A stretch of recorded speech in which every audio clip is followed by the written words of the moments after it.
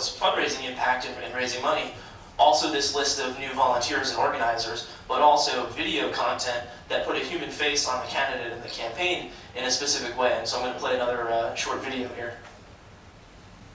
I went on YouTube once. I don't look over comments just to see what was being sort of generated under my name. Some of them were pretty creative. This cartoon, interviews are all new. Using it in the public eye like that. Michelle always jokes about this. She says, "Yeah, I see this guy on TV, Barack Obamy. He seems like a really interesting guy, but he doesn't always match up with the guy I have to sit next to me on the couch, or snoring in bed." And so we actually filmed, that was a short one that we used to promote the other ones, and he's talking about looking for himself on YouTube and seeing all the fun videos of people making fun of him. But we also produced a more substantive 10-minute documentary style look at that dinner that we rolled out and sent to everybody, so that even the people who didn't give money or didn't participate in that at all had a sense of what the campaign was about. And it wove together footage of Obama having substantive, real issue and personal-based conversations with those people at the dinner, but also we sent a camera out to the hometown of all the people who came to dinner, and wove in a sort of biography of them into a large piece of content. And it was something that was an incredibly popular video, especially, again, 10 minutes is a really long time to be sitting and watching a video on the computer, but people were hungry for this authentic content that gave a sense of human perspective on the campaign and its supporters. So what's next? I think that the principles that we applied to all of these projects in the campaign are actually very applicable, not just in politics and political parties internationally, but for all sorts of civil society groups and anyone really running an organization that has a people-driven component.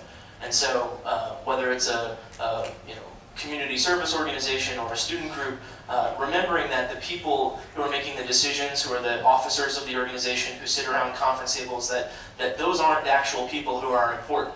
That it's the people at the other end of the conversation, the people who have the email in their inbox, the people who have expressed an interest and maybe have an hour a week to give you, that those are the important people. And they're the ones who ultimately make a difference. Because no matter how smart the idea is around the conference table, it's all these other folks who are going to have to get involved to implement it. Similarly, this is the new challenge in applying to government. And so we have a team, my team from the campaign, a few of us, well, not me, but my deputy director of new media and some of our staff went into the White House to figure out how to apply these same principles to the particular challenges of governing. And it's a whole new challenge because he's not just talking to his base of supporters, he's the president of all the people.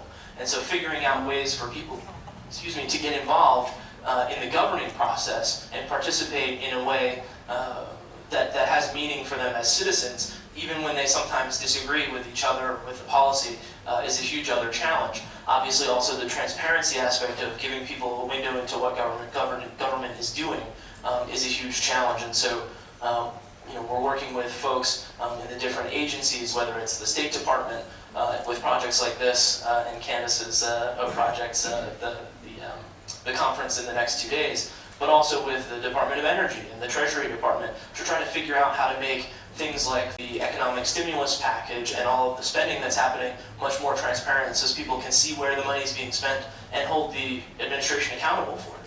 And that is the risk here, is that when you open this stuff up, you actually have to be doing a good job. You have to be being honest. You have to be operating with good intentions, because people can see what's happening and they'll remind you when you're stepping out of line.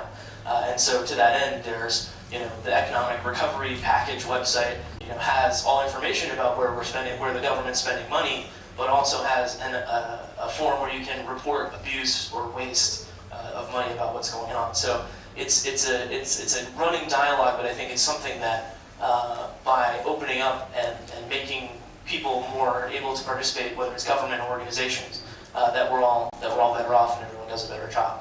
So that's it for the presentation. I think we want to open it up for questions and other comments now, but that's it for me.